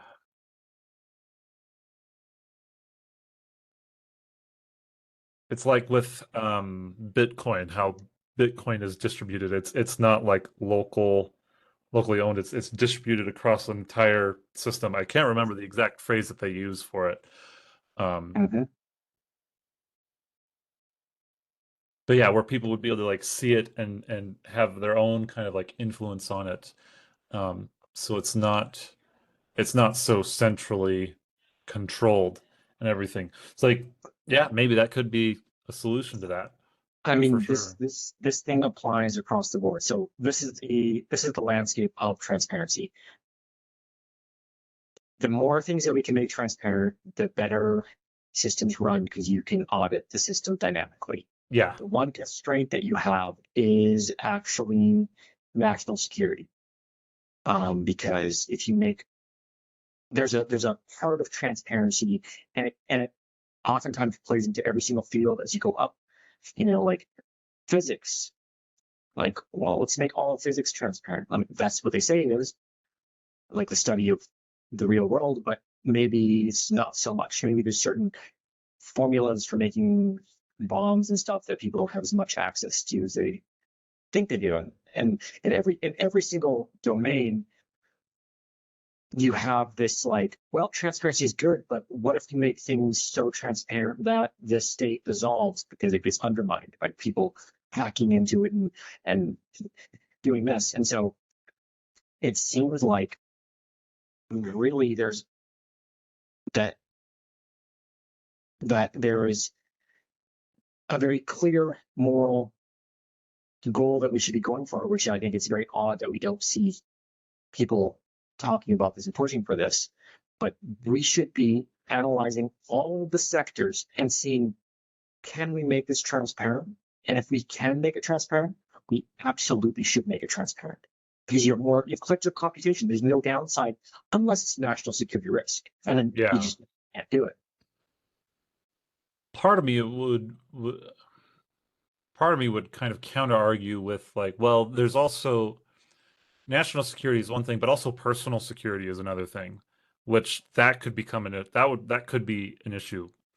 And because people want their personal data to be secure, their personal information and all these things, because it's like for like one of the things that the company that I work for does is compliance, data compliance, where if a certain company is working with a certain kind of information from someone, they have to be compliant with regulations for a particular thing. So like for like if they manage someone's like health data, like a dentist, if they've got personal health data records for their patients and stuff like that, they have to be HIPAA compliant, which has a whole bunch of different things to it, and they have to have certain level of cybersecurity for their systems. They have to like be using like multi-factor authentication for things. They have to be secured and using their technology in such a way that lets them continue to run their business and stay compliant with regulations. And so that would be the my worry in making all of these things much more transparent, because you open up the risk of people getting access to other people's stuff that they might not want them to have access to, because you can end up using that data as leverage against someone.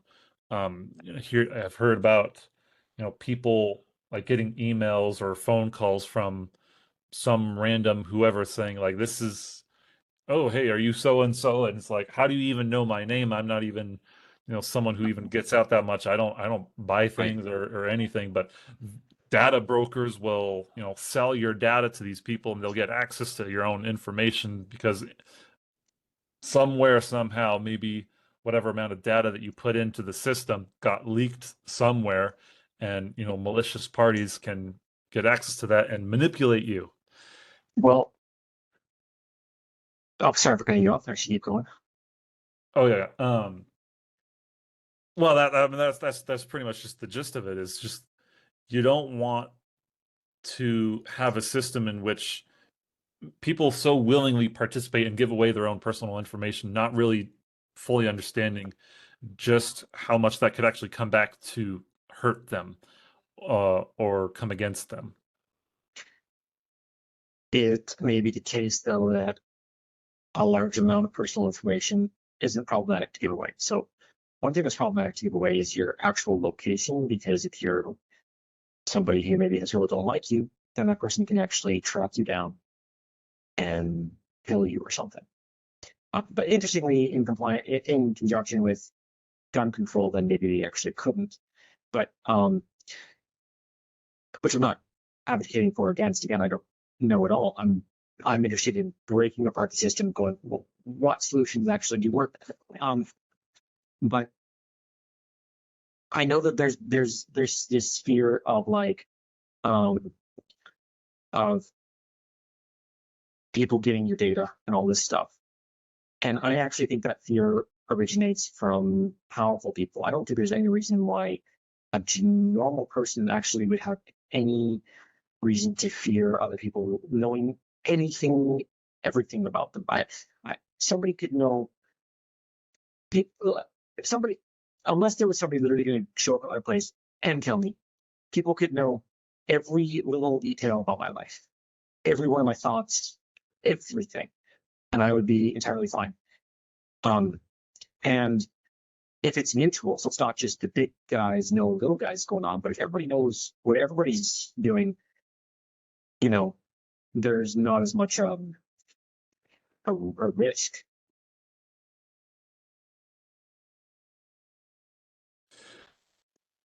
I would probably counter that with and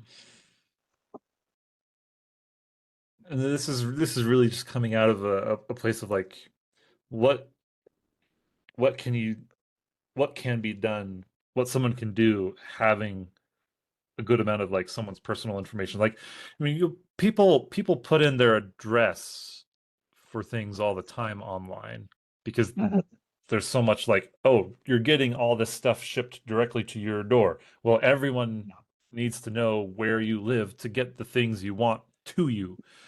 And so to me, I feel like there's a danger in having a lot of your personal data able to be out there, and if people, the wrong, malicious parties can get to it. It's like they don't need to know your exact location right now. They just need to know enough information about like where you live and how to get in contact with you.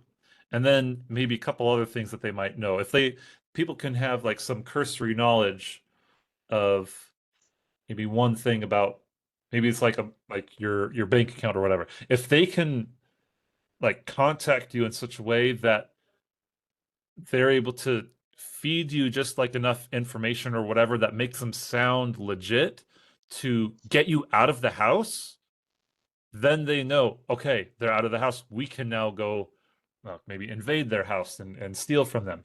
Or maybe they can try to direct you into giving them your own money. And it's what scammers are trying to do all the time. And they're always trying to buy people's information to be able to get in contact with people and try to come across as someone that they're really not, to get more information from them or their money and things like that. And so I think there's that danger. And I feel like it would be very difficult for, like, if it was so transparent and we had, access to everyone's information and everything. It's like, I don't think people have the mental headspace to really keep track of that and to be able to integrate that into their daily lives without like the internet just becoming completely dead and useless. I'm not sure how that could be integrated in such a way where it wouldn't be just a complete disaster. But I would say you just define exactly how it would be a disaster. So one example you gave is somebody's away from their place, somebody sneaks in and steals all their stuff because they know they're gone.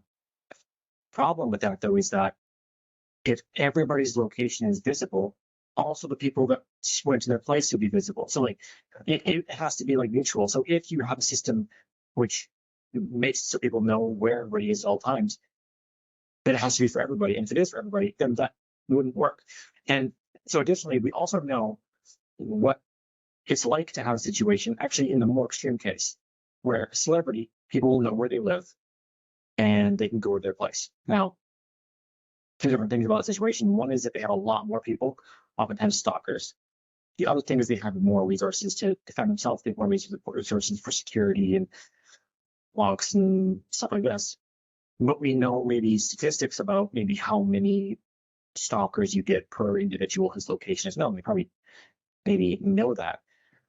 And so it could be the case that if we did the math, we go, okay, if we were to make everything transparent, everybody knew about everybody else, that yes, there would be people who commit crimes outside of it, but there would be maybe less overall crimes, because if you commit a crime, literally everybody would know. So everybody who's committing a crime would be basically, they would know certainly that they're going to jail, which would maybe decrease crimes tremendously. So like, you talk about like crazy people. So you have a crazy person. This person is going to do something criminal. Does it help them that they know about somebody's location and stuff like this? Yeah, but they could also find situations where, like, they could also do it without that information. Like, so somebody's gonna, you think, well, like just a serial killer type mindset, but they could also just, now that I'm saying this, I mean, it feels like like somebody who's actually really nefarious could really hijack the system for a moment. So they would get one crime up and then they'd be in jail forever. But they could do it way more effectively because they could really plan it. But then you wouldn't have serial killers. You would only ever have individual killers. So it would be a trade-off, because nobody could commit a crime without knowing it. But they could commit those crimes very, very well. I mean, but you could also have like maybe drones or something set up so that if somebody was committing a crime, you'd know about right off the hop. If you could. I mean, So what it sounds like is kind of like a surveillance state that's accessible to everyone. right? Exactly. It sounds absurd. It kind of does. I know it does sound absurd, but I'm sitting here like, there's, in this setting of a complete surveillance state where everybody knows what everybody else is up to, you do have problems, but you also solve a wild amount of problems. And so I don't know why I don't think we can necessarily ignore this possibility. I know that there's a big thing that went around for a long time, about like 1942, whatever the George Orwell book is, this idea of like, really, we don't want the big companies to have our information. Here's the reality though. The CIA or powerful institutions already have all the information. And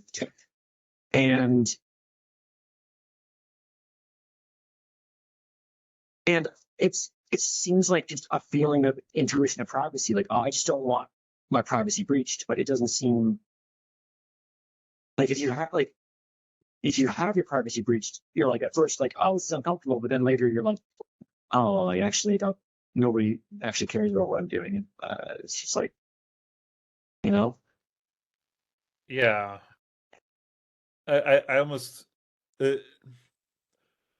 part of this sort of thing, I feel like the main problem in it is perceptual headspace. Because like we talk about, like, oh yeah, everyone would have access, everyone would know these things. Like, they would have to, in order for them to know it, they'd have to be engaged in going into it and to perceive it and everything like that. And it's like, that just takes a lot of that sort of thing, just takes so much time. And so it makes me feel like it's something that would be like, in theory, maybe it's an interesting idea, and in theory maybe it could work. But I feel like in practice, the amount of perceptual headspace that everyone would be needing to engage in. It's just too much. Yeah, but this is already the direction that people are going. So if you look at the course of media started out more abstract, more different, more talking about issues like, like movies, theaters. In the old days, you go to like theaters, you go to like shows like this. As media increases, we are getting way closer to the individual, where now what is the most exciting thing on the internet, on the social media platforms, on the ad campaign platforms, is that people talk about other people who made mistakes. Like literally people are doing exactly surveillance state stuff. So, they're like, this is somebody's life that we know very well. Let's analyze it. Let's say, are you doing good? And they judge the person hard. And sometimes the person comes out good. Sometimes the person gets hard canceled. And I mean, I'm saying that's like high order social, like generally all you hear about is the problems related to the meta problems, the problems in that system, in the system. Like you hear about the problems, but really, if you have people analyzing other people's lives, it's very, very interesting to us because we're like socially tuned. People say it's dumb that drama is the most interesting thing. Like, why are we always interested in drama? But drama is like court cases. It's like little court cases all around. And the way the court system works is they do a case, they make a verdict, and then that case affects all the other cases because people point to it. They're like, in this case, Roe versus Wade, this was the verdict, and therefore this happened. And so it seems like people are intuitively kind of working on solving social issues by using other people's lives as examples. The transparent thing that's available from somebody's life is analyzed, and then the verdict is made. And so you have, and then additionally, this, as we solve the problems become more granular, where they used to be like crazy big things, scandals relating to just politics, stuff like that. But now it's getting to like, oh, this individual person that's an influencer did hurt their dog. It's like, and we really care about that. And so like the problems keep getting more and more precise. And so it seems like if you combine the way media is already going with being able to see more people, you get better. And additionally, this is the reason why this is at least very interesting to me, is that the people who benefit the absolute most from the transparency are the people who are nefarious. And the people who benefit the least are the people who are really good-hearted. And inversely, in an open source surveillance state, the people who benefit the most are the good people, and the people who get shut down are the bad people. Yeah, it's certainly an interesting idea, and ultimately, I feel like I just throw the I don't know how would that, and how would that actually end up being, and what it has kind of actually made me think of is I don't really watch Black Mirror, but I watched one episode of Black Mirror, which is season 3, episode 1, which is Nosedive, and it's an episode where every interaction people have with one another, they have like a quick little thing on their phone where they rate people, 1 to 5 stars, and depending on what your like average rating is, like helps you like get a better loan on a house or whatever. You can live in, if you're high rated person, you can live in these nicer neighborhoods or whatever. And that's almost kind of what that makes me think of. It's like if we had like this open source surveillance state like that, that's almost what society would devolve into a little bit, but I don't know.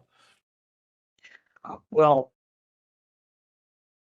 another comment I'll make is that, so exactly what we're talking about here, I think, is precisely what I'm referring to before, where when the logic about morality is concise, the problem of artistic development is solved. Because, I mean, you gave this Black Mirror example, but what is the Black Mirror example? It's a story that somebody made up. I watched the same episode. I mean, most of the episodes about surveillance states are exactly like this. Dystopian. I've seen movies, where people are in surveillance states. What it always is they're in this place where everybody can see what's happening, and it's bad. But that's a random conclusion, and it's not derived from very deep analysis. And I also would argue that the people who made Black Mirror are the wealthy, powerful people, probably. And so, yes, to them, that is what a surveillance state, open source surveillance state looks like. It's terrifying. Now they're being judged. So, like, you think about maybe the people that made the Black Mirror episode, the story's true for them. They're being judged for these things that they care about, and then other people who they don't like are getting the higher things. But what that could actually mean is that they're being judged for their bad behavior, and then other people who are more deserving are getting better things. And so I think this is, like, as an artist, a very interesting area to explore, because I just don't think that we can conclude that it's bad. And there's so many things that are so good about it. And you look at example before, you go, okay, well, communism, that was a similar thing where everybody is just like, but it's not, though, because communism is not open source. Open source is this new thing that only exists because of the internet, and because it's new technology, it's never ever been done before. Open source, and open source works so well in software engineering, which can be an analog to society. It's like, how can we as artists ignore this could be very, very beneficial for humanity? Yeah, I think that is a good point. It's like, yeah, from their perspective, yeah, this is how it would be. It's a bad thing for them. In a way, I almost what my mind goes to there is kind of just the way our perception of morality has kind of shifted, or the way it's being engaged with nowadays on social media. Particularly, people judge one another on social media by their words, not by their intent or action, because we don't see people's actions anymore. People are so online now, and being online, all we can see is what people are saying. And so in order to be a good person now, you just have to say the right things. And I don't think that's a really good basis for morality, but that's, at least in terms of the internet and how people are observing one another, that has been the course that it's shifted into.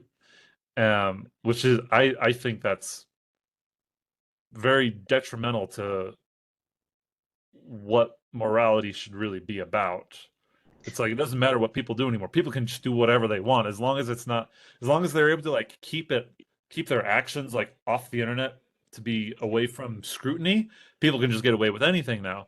And as long as they're saying nice things on the internet and saying what people want them to say, then they can be perceived as good people.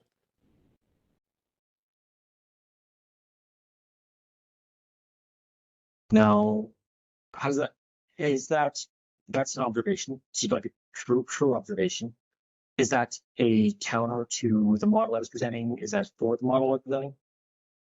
Well, I guess it's mostly just an observation of like, in the context of that kind of model. It's like, well, where are we at right now with how people engage with one another in whatever current amount of surveillance we have to other people's lives and information and everything like that? How is that actually being in with what our current level? How is that being engaged with? It's being engaged with in this particular way, which doesn't seem to be the course that we would want it to go.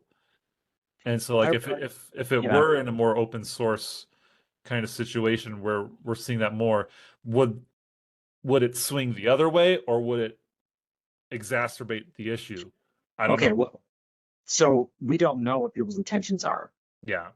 Not only do we not know if they're telling us the truth, but we don't even have the psychological models to know why a person does what they do, even if they're being honest. And we're examining their brain with neuroscientific devices. We don't know what people's psychology is fundamentally. So we don't know what people's motivations are. So all we can do is all we can judge is based off their actions, our inferences of it, words. The difference though is that you know, people get judged now for saying things, and I think lots of that is very good. People will say things that like are very, very insensitive and work, and they get judged for that. So it's it like clockwork. Every time something is good, there's also an equal bad part of it, where somebody says something innocuous and they are taken to task on it. So you have both, but I would say overall, you have this progression that's overall good. And additionally, it will say to be what they do. And so like that's even closer to their intentions, because if you're able to surveil open source, have open source surveillance, you can see what they're actually doing. They're not able to hide it as much, right? So I'll think of like a specific example right now of like kind of what it's good. Do you know about the Hassan Piker shocking a dog thing? What is it again? A guy called Hassan Piker, and Yeah, yeah, and his dog. Right. Yeah. So what'd you say? Like, what's your feeling about that? Well, I mean, I also know about a lot of his kind of more political ideology and stuff like that. I think he's a terrible person. But like, so that's an example of like it working very well. So I know this also happened with another Indian YouTuber. I won't even give their name. They've been so absolutely, they got destroyed. They got kicked off the internet. So they were just like kind of being mean to their dog. Everybody was like, pointing it out, and they had to leave the internet because they didn't want them anymore.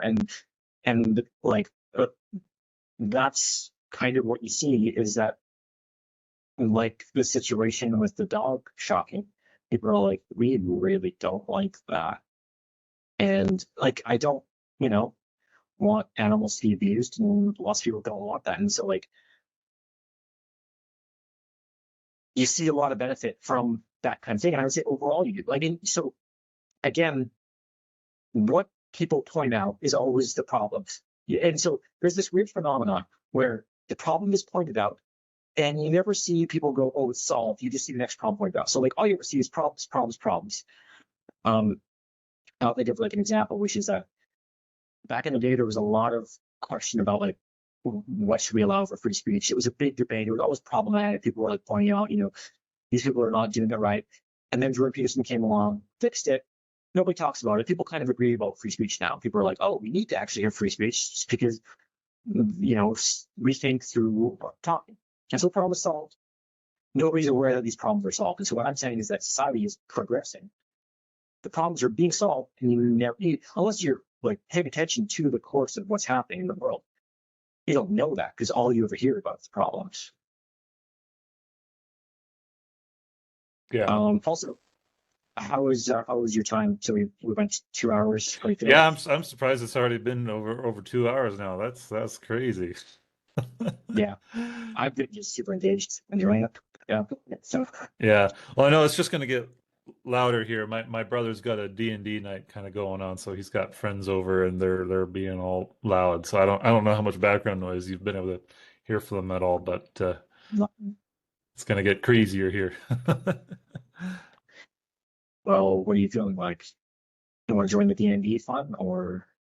Well, I feel like we've been kind of getting to a good stopping point here. We're gonna have to come back and talk again though, for sure, because Absolutely. yeah, I feel like we got through a lot more stuff in this compared to our last talk, especially. So Yeah, absolutely. Yeah. And I feel like we're both able to kind of analyze, because we both have this quality of both coming from like a appreciation for the engineering and the artistic, the mathematical and the ethereal. And so like we're both like laterally jumping across artistic and then like morality in these domains, and it's very, very cool having a conversation that's in all those domains simultaneously. So I'm very much enjoyed it and definitely want yeah, to continue later. yeah, absolutely, yeah, that was great. All right, fantastic. I'll let you go then. Cool. Sounds good. All right.